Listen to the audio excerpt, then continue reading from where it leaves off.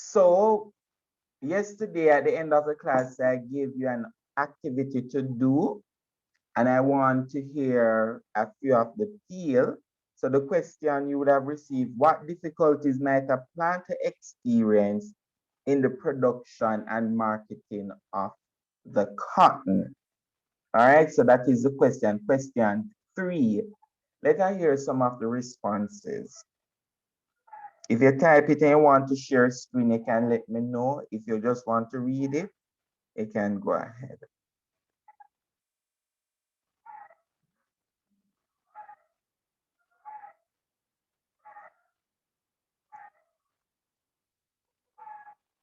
Any of you did the activity? Yes, sir. All right, go ahead for me, Brown.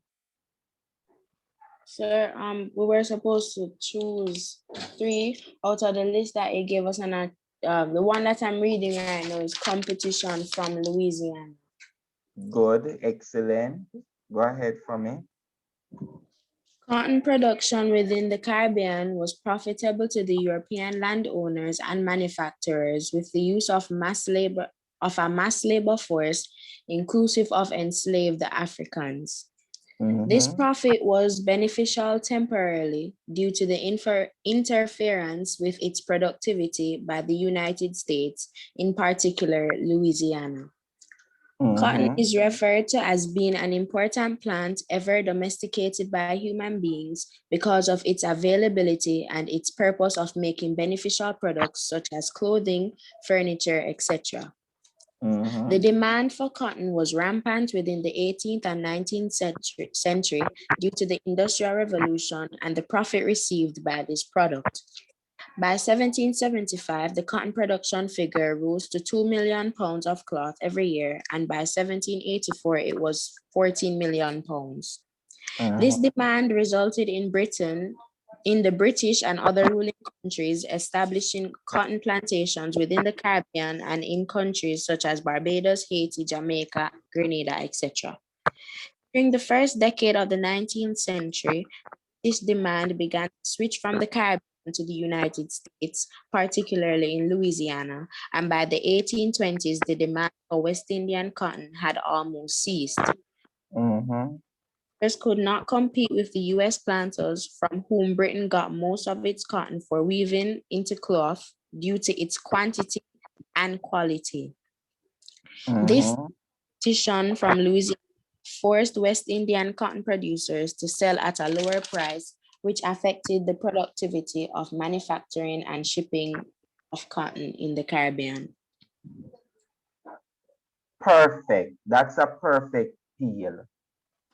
That's a perfect peel, and the research was done. Excellent, excellent, excellent, excellent peel. Congratulations. Any other student want to share their peel? And uh, Brown, you know that it is because it is a 9 marks question.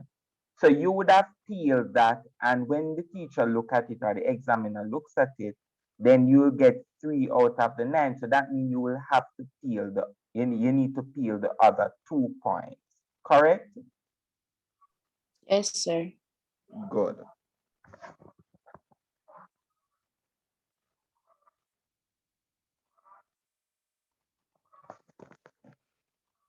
Anyone else?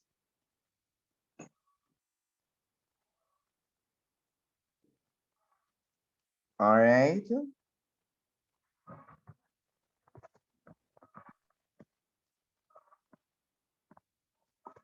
Let us move on, ladies. So today we're going to look at cocoa production during slavery. Uh, uh, just going to ask the same question. Anybody has ever seen this fruit before? Yes, sir. Yes, Produce sir. Yes, cocoa.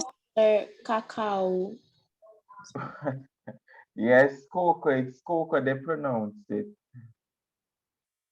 So, cocoa plant This was another production during slavery. You see the dog? Well up in the people them cocoa. You have you have cocoa, which is here. When I go to country and visit my family members, they have a name for it. What they call it? Those of Sir, you visit the country, another name. sir, chocolate. They call it chocolate. Very good, very good. And when I went to the country and somebody said that they're going to pick chocolate for me, I said, chocolate? You can't pick chocolate. And when they come, they bring the fruit. They say it tastes like chocolate. Anybody has ever had it before, taste it? Yes, sir. I don't like it. You like it? No, sir. Sir, it's okay. It's Yeah, okay. we drink it in tea. You drink it in tea, good.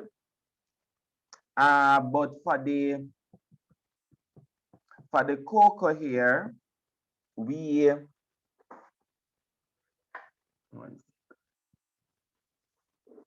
yes, so we drink it in tea. What else we use the cocoa for?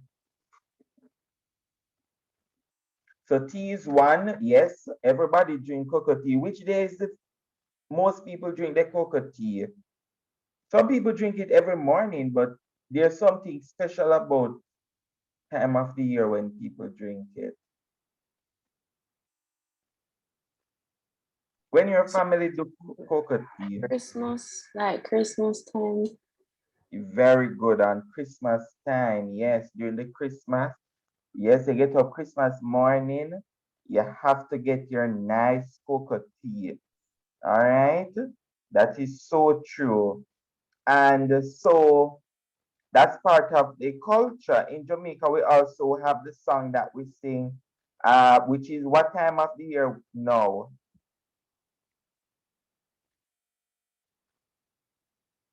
What fruit is popular this time of the year? It's all Sir, over the. Go ahead. mango. Mango, very good. Everywhere you go, you see mango. Mango is all over. And then the song that we sing in Jamaica, the folk song, is that what is a folk song?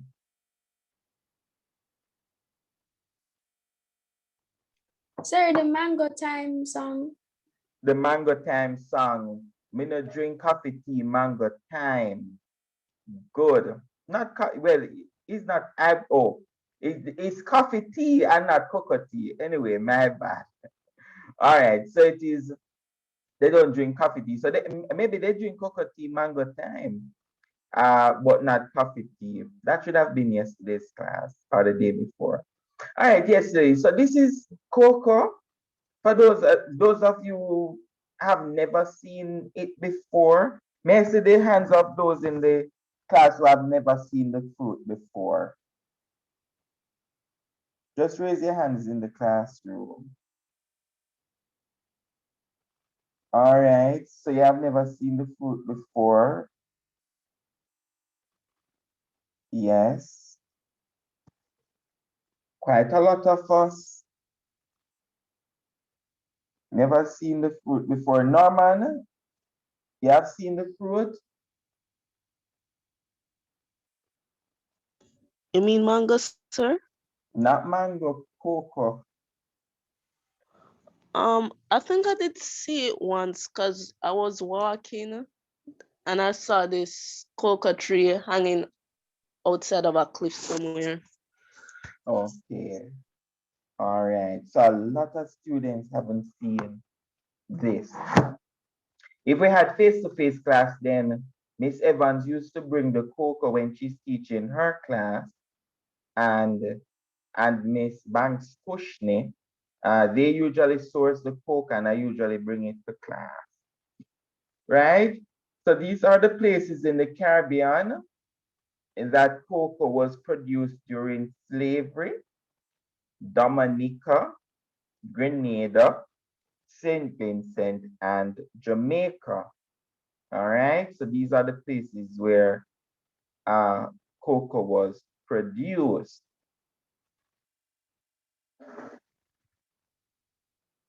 But before we go to that, into the production of cocoa, I'm going to show you a few videos in Grenada, because Grenada, I'm going to put this up.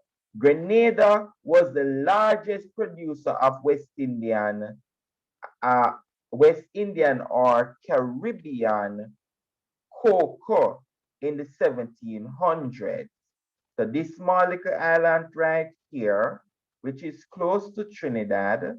So Trinidad is here, Grenada is right here, Tobago is here. This island here, it seems as if during this time that Grenada produced quite a lot of cocoa. What else they produce a lot of? Cotton. Cotton and Coffee. coffee, but they didn't produce a lot of sugar.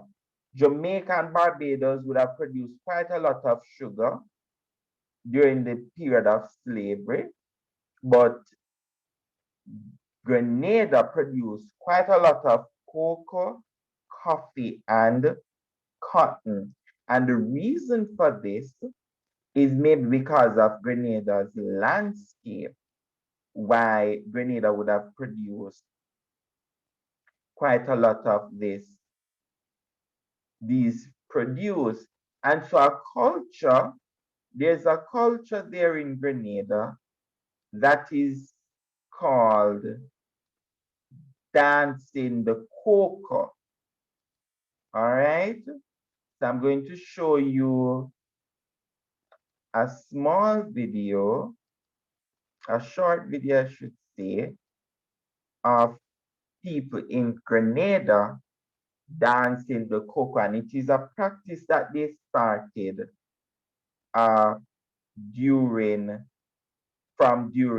slavery. Now, cocoa is not only used for tea, but you use the cocoa for pastry, and you use the cocoa to make chocolate, right? This is a fruit, the cocoa tree, is something that the Kalinagos and the Tainos would have used quite a lot. They came here and they saw the indigenous people, the Europeans saw indigenous peoples making making chocolate from the cocoa, and that's how they steal it and popularize it. So I'm going to show you a little bit of Grenada's history. Which one should I show now? All right, let us go to this one.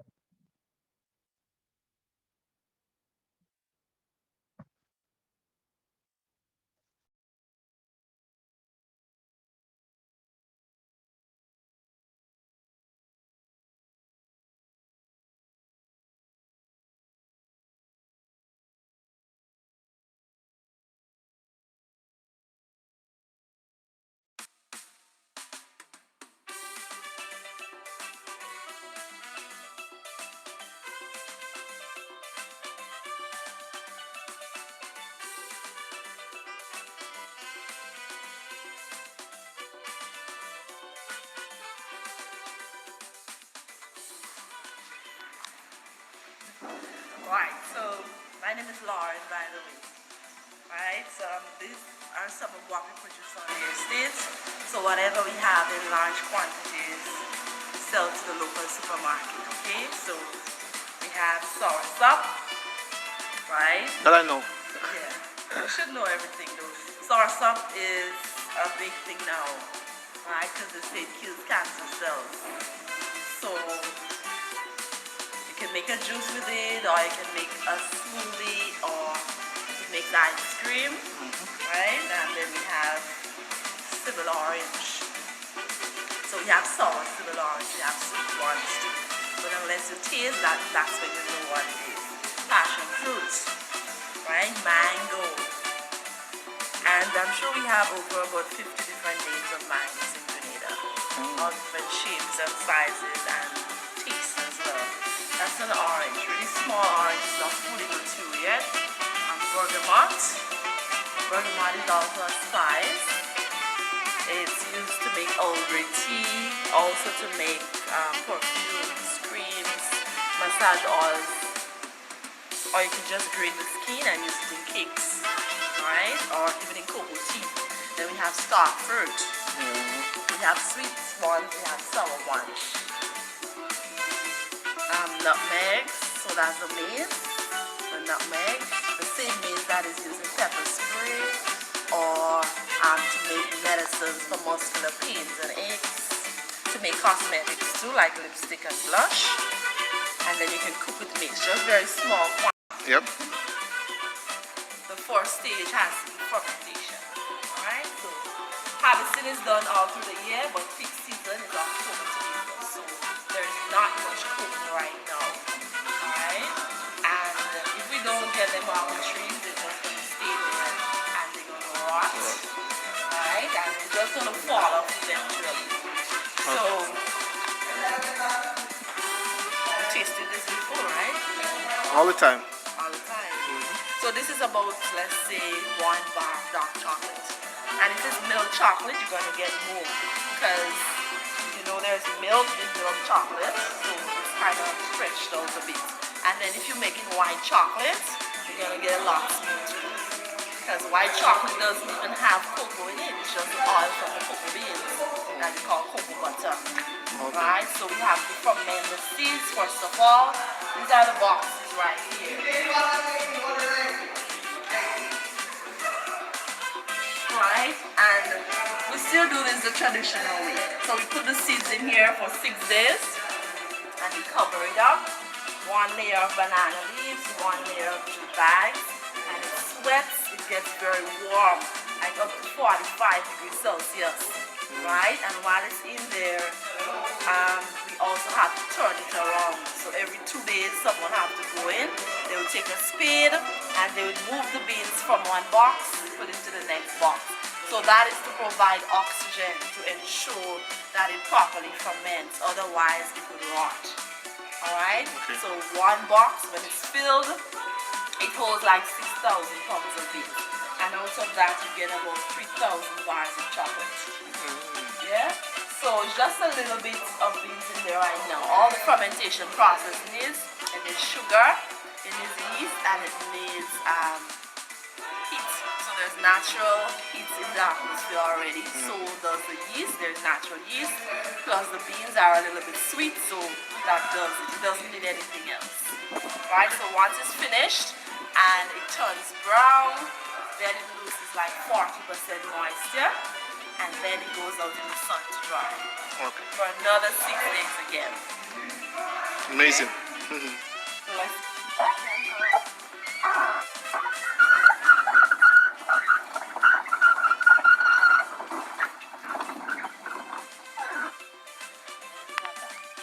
Alright, so then the beans come out here for 6 days again. And you have to make sure it doesn't get wet. So this is again the traditional method of drying. Right, so they will stay out here for 6 days in the sun, and we have to make sure that it doesn't get wet. So whenever it starts to rain, we push the trays inside. Right? Every half an hour, we also wash the beans. So someone will take off their shoes, go into the beans, and they will walk. And that is done really to loosen beans that have been stuck together or expose it to air and sunlight. Right? Thanks. So I was walking.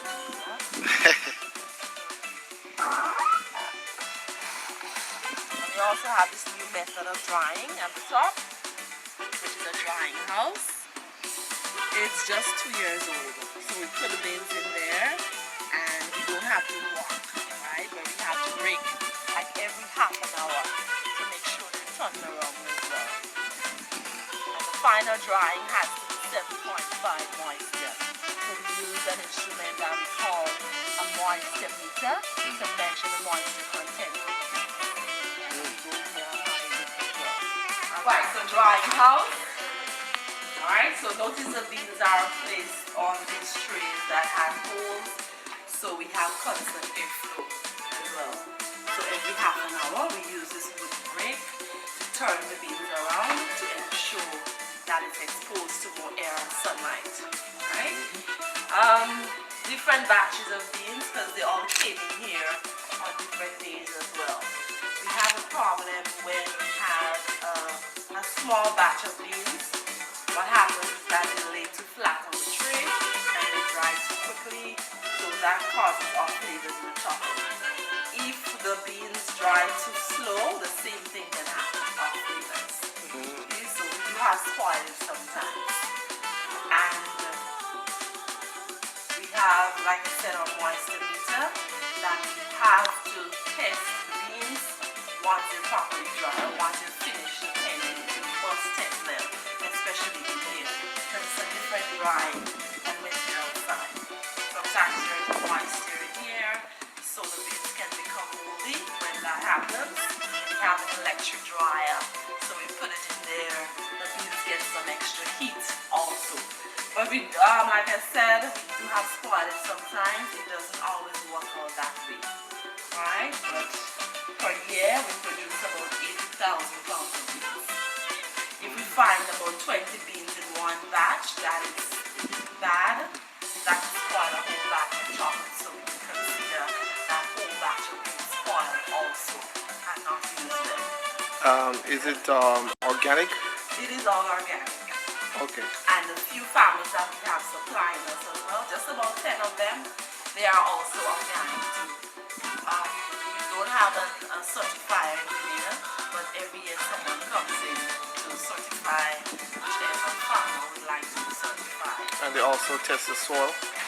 Yeah, that's part of it too. Okay. So it will take a little while. If they have been inorganic,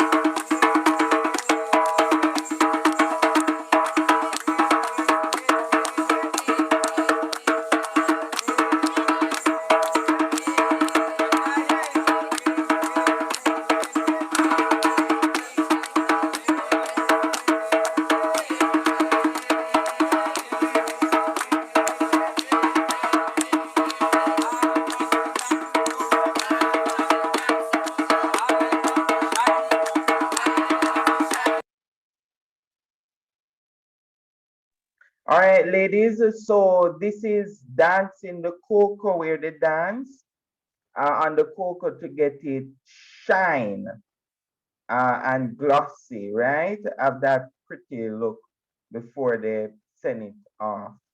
So what we're going to do now, so I've shown you a small video that you have seen about the Grenadian, how what they do. So what was the first thing that you realized that the lady spoke about with the cocoa? One of the first thing.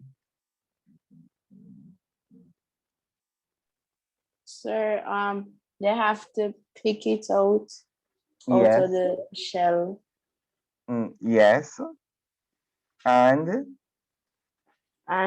they place it under some things. I don't remember what it was, but banana leaves were placed around it. Something about to keep the heat for the beans to ferment properly. Yes, sir. All right, good, very good, very good. So, all right, so we're going to look at how they did it during slavery. So before the trees were planted, they had to clear the lands, they dig the holes and they planted the cotton seedlings, right? So those are those little tiny little trees. baby, not before they reach trees, they call them seedlings. And then you continuously weed and manure the stuff. Now, you're going to plant cash crops in between the cocoa trees. And a cocoa tree usually takes between 5 to 8 years to mature. That is the time that it takes to mature, 5 to 8 years. And once the tree is mature, then it's going to start to bear fruits, the cocoa fruits. Now, during the production, once the time is ripe, the first gang, the first gang is going to cut the ripe cocoa. Then the second gang is going to use the machete to slick the cocoa because they are interested in taking out the white part of it. All right. And then after that, they are going to put the fruit to dry and ferment. And so how they part of the fermentation, as you can see, is that they put the leaves over it for it to ferment, right? And then after that, as you can see in the video, after they put the leaf on it to ferment, then they are going to put it, once these little white spot come off, and then it get little brownish looking, then you're going to put it in the sun for 5 to 7 days. What you call that area that they put it in?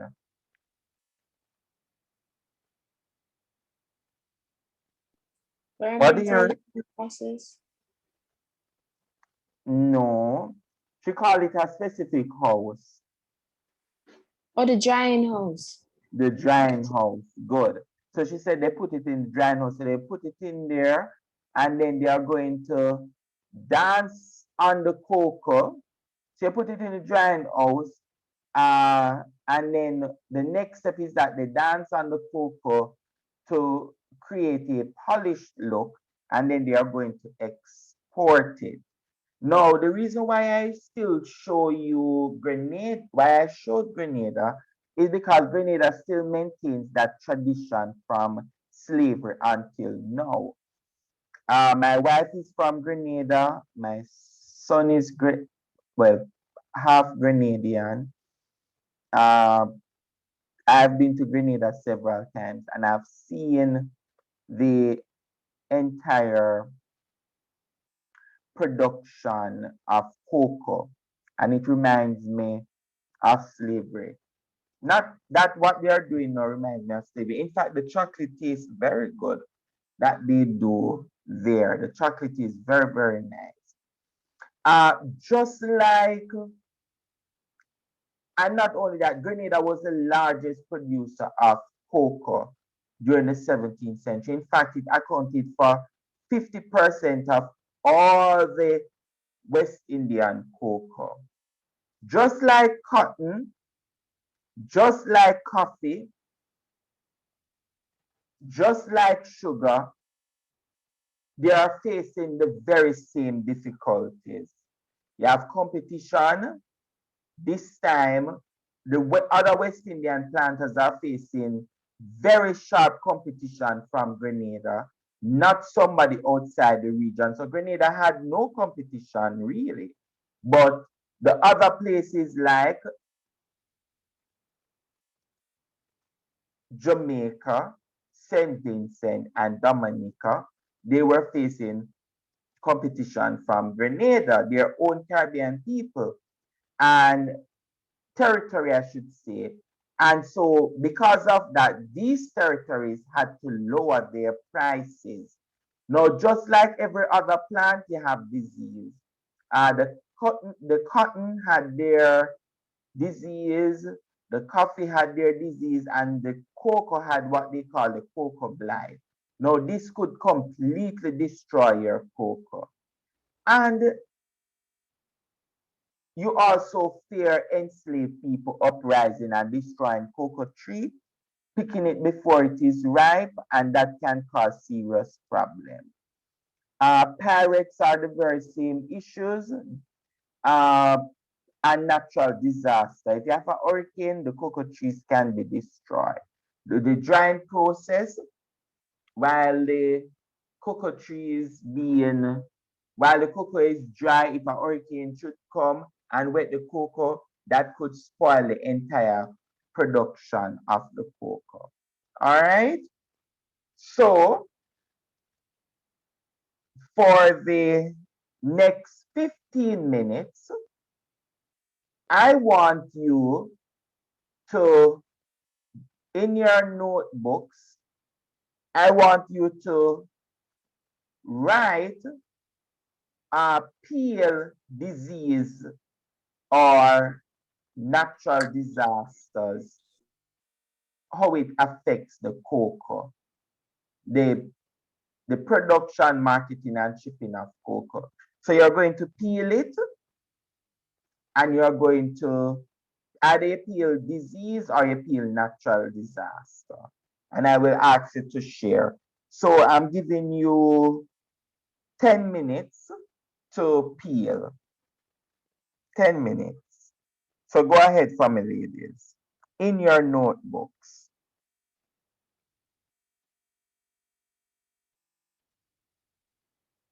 And then we're going to share. All right, ladies. Let us see what you have. Who wants to share? You can just share what you have and you can complete the rest.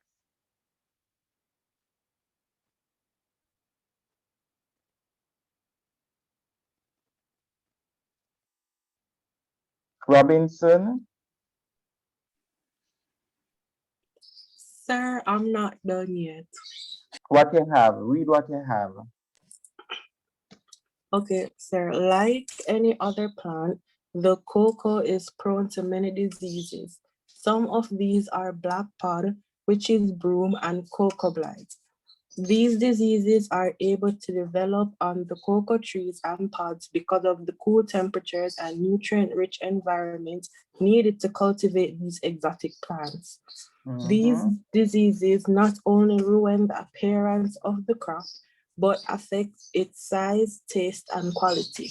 They are responsible for over 500 tons of cocoa lost every year. Sir, that's all I have. All right, that is a good attempt, but remember to link it back to the question of during slavery, right? Yes, sir, I'm not done yet, that's why. All right, but that is very good. Go ahead for me, Brown. Okay, cocoa cultivation on the various plantations required mass labor forces and an adequate amount of time to be properly harvested and prepared for manufacturing and shipments. The outbreak and transmission of diseases significantly impacted its quality and quantity when it was reaping season. The frosted pod and the cocoa blight were among the diseases which were caused during periods of a high level of rainfall and caused the production of cocoa to be decreased by killing the cocoa trees. Good. That's what I have so far, sir. Very good, very good, very good. Yes, very good. Very good. Anyone else? Sure. Go ahead for me, Lorraine. So I'm not done, but I have cocoa trees don't just grow anywhere. They need a hot climate to flourish. Cocoa evolved in the Amazonian forest as an understory crop. Hence, they like to be sheltered from direct sunlight, but they are still prone to pests and diseases, which further leads to large amounts of yield loss.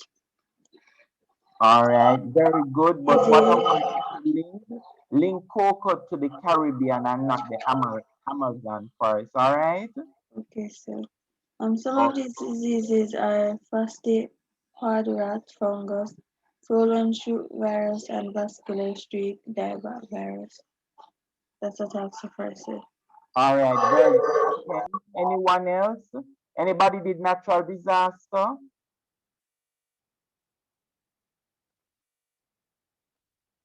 All right, ladies, so work on it. For all of the different production, have your samples in your sample essays in your notebooks.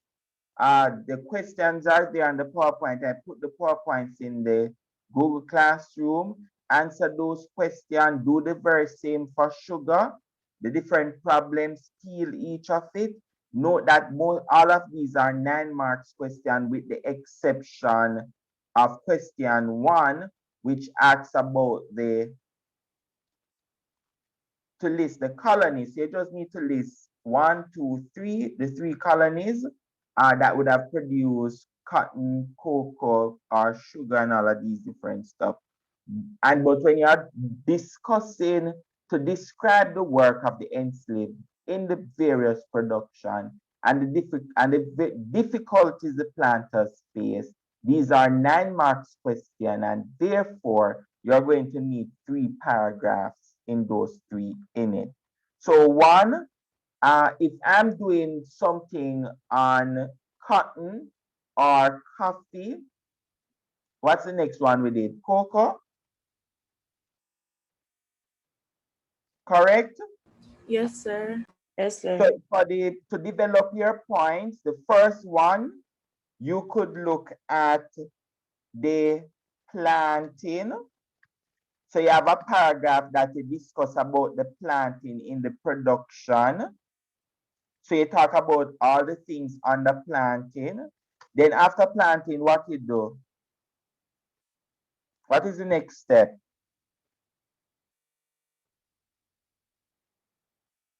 Sir, wouldn't the slash and burn method come before planting?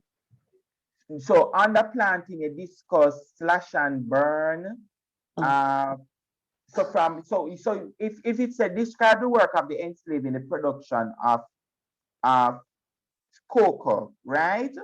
So one of the things you could mention is that the first step in the production of cocoa was planting the cocoa seedlings. Before the cocoa seedlings were planted, the land had to be clear, and you go down and go down, right? So after you finish, you dig the hole, you plant it, you add manure, you put what you add in between. What type of crop? Banana leaf. Banana and all of those different stuff. So the first point, so your first peel is that you peel the planting process. And the planting process is from the clearing of the land. Am I recording? Yes. The clearing of the land